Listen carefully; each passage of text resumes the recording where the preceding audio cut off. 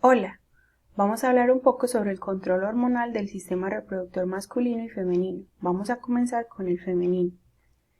Este proceso se lleva a cabo durante la pubertad. El hipotálamo libera una hormona que se llama GnRH por sus siglas en inglés, pero realmente se llama hormona liberadora de la hormona luteinizante. Entonces, para no escribir todo ese nombre, entonces le ponen el nombre abreviado que es GnRH. Esta hormona hace que esta glándula pituitaria produzca la FSH, hormona folículo estimulante o FSH, por sus siglas en inglés. Esta hormona es liberada a toda la sangre, va a toda la sangre y llega al ovario. Cuando el ovario recibe esa hormona, empieza a formar el folículo. En la etapa folicular, este ovario, cuando ya es maduro, empieza a liberar estrógenos.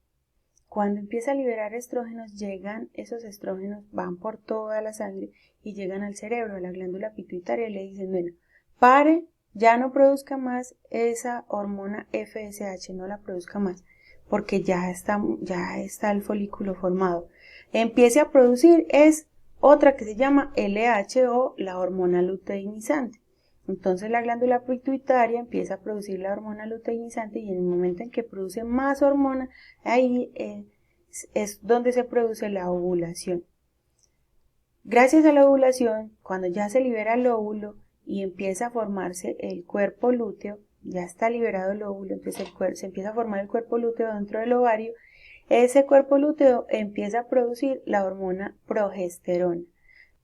Esa hormona progesterona va a la sangre y llega a la glándula pituitaria para decirle, bueno, pare la producción de LH, de la hormona luteinizante, ya no más.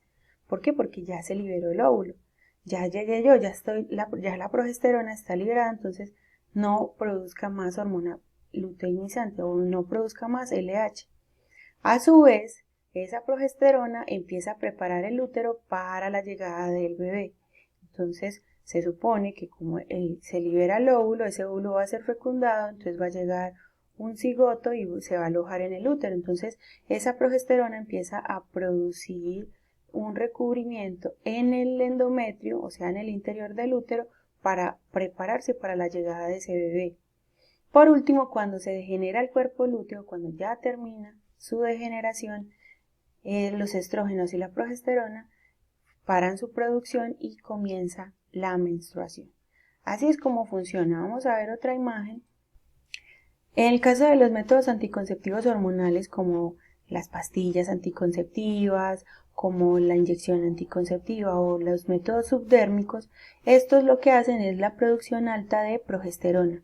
Todos ellos tienen mucha progesterona y cuando uno los toma o se los inyecta o se los implanta, esa progesterona lo que hace es que detiene la producción de LH, de la hormona luteinizante. Entonces, si no hay hormona luteinizante, entonces no hay ovulación. No se libera el óvulo, por lo tanto, si no se libera el óvulo, no se va a encontrar con el espermatozoide. Si hay mucha producción de progesterona, se detiene la producción de LH, pero a su vez se produce un gran recubrimiento del interior del útero. Y si se recubre mucho el útero y se prepara para una posible llegada del bebé, puede producir mucho sangrado. Esto hace que algunas mujeres que comienzan con el método de la inyección puedan comenzar a sangrar mucho o que se pongan el implante subdérmico. Entonces el implante subdérmico hace que sangren, no sangren 3 días, 5 días, sino que sangren una semana, 15 días, o hay mujeres que han sangrado un mes entero debido a esa producción alta de progesterona, y es el mismo cuerpo que se debe ir adaptando para soportar estos métodos anticonceptivos, donde se muestran las diferentes hormonas y cómo es su producción a lo largo de esos 28 días. Entonces recordemos que el día 1 es cuando estamos en el momento de la menstruación. El día 1 es donde están más bajitos los estrógenos y las progesteronas. Empieza a producirse un poquito de LH, empieza a subir, a aumentar. Y cuando aumenta muchísimo la producción de LH, es cuando se produce la ovulación. Miremos en la parte de acá, el primer cuadro, este primer cuadro que se ve aquí, son las hormonas liberadas por la glándula pituitaria. Esas hormonas, miren que tienen una estabilidad y en el momento de la ovulación aumenta su cantidad mucho y luego disminuye. En este segundo cuadro, en esta segunda gráfica que se ve acá, es las hormonas que producen los ovarios. Estas son los estrógenos y la progesterona. Entonces los estrógenos aumentan su producción mucho antes de que comience la ovulación y disminuyen cuando están en el proceso de la ovulación.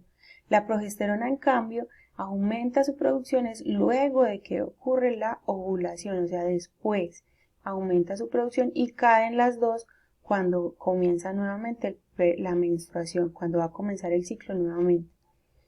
Vemos acá que eso está muy relacionado con la ovulación, como ya les dije. La fase folicular es la que produce las hormonas de estrógenos. La fase folicular es donde se producen los estrógenos que envían la señal a la pituitaria para que la pituitaria aumente los niveles de la hormona luteinizante, es decir, la hormona LH. Cuando aumenta la producción de LH es cuando se produce la ovulación, mírenlo acá, y disminuye la producción de estrógenos y aumenta nuevamente luego de la ovulación junto con la progesterona. Y cuando va a empezar la menstruación, entonces disminuyen las dos, disminuyen ambas. Y esta parte que se ve acá es cómo está relacionado con el interior del útero, con el endometrio.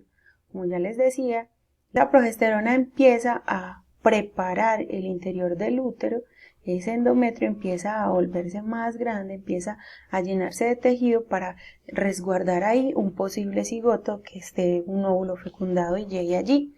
Pero si en el momento de que ya se va a degradar el cuerpo lúteo, en el momento en que se va a degradar el cuerpo lúteo y va a volver a comenzar el ciclo, si no llegó un espermatozoide a fecundar ese óvulo, se desgarra ese endometrio y es liberado en forma de menstruación. Por eso ese desgarre en algunas mujeres puede producir dolor. Volvamos a empezar. Ahora vamos a hablar sobre el control hormonal del sistema reproductor masculino. Este control es un poco más corto, un poco más sencillo debido a que el sistema reproductor masculino está en su constante producción de espermatozoides y no está determinado por un día del mes a diferencia del sistema femenino. Todo comienza en la pubertad gracias a la glándula del hipotálamo que libera una hormona hacia la hipófisis. Esa hormona, como ya se les había dicho, es la hormona liberadora de la hormona luteinizante y comienza en la pubertad. Esta es la que determina que comience a salir vello en las axilas y en la zona genital, o que comience a cambiarle la voz en el caso de los varones, o que empiecen a formarse las glándulas mamarias en el caso de las mujeres. Cuando llega a la hipófisis, esta hipófisis empieza a liberar las dos hormonas que vimos en el caso pasado, también en el caso de la mujer, que es la FSH y la LH. La FSH, que es la hormona folículo estimulante, y la LH, que es la hormona luteinizante. Las dos llegan al interior de los testículos, Este es un testículo y en el interior de los testículos se produce la hormona testosterona. Esa hormona testosterona actúa liberando una hormona también llamada inhibina para que detenga la producción de FSH y LH.